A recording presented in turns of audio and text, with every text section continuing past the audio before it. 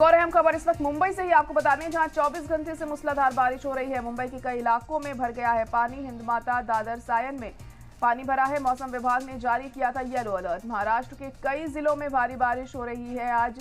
तो बड़ी खबर इस वक्त आपको बता रहे हैं कि मुंबई में 24 घंटे से मूसलाधार बारिश हो रही है और कई इलाकों में पानी भर गया है, जिससे लोगों को काफी दिक्कतें पेश आ रही हैं। और आपको बता दें कि हिंदमाता, दादर, सायन में पानी भरा है। मौसम विभाग ने येलो अलर्ट भी जारी किया है और मुंबई के अलावा महाराष्ट्र के और भी कई जिलों में भारी बारिश देखने को मिल रही है। इससे लोगों की दिक्कतें बढ़ गई हैं। वहां पर काफी परेशानियों का सामना उन्हें आने जाने में भी करना पड़ रहा है, क्योंकि जगह जगह पानी भर गया है। लोगों की मुसीबतों में इजाफा होता हुआ दिखाई दे रहा है इस बारिश की वजह से।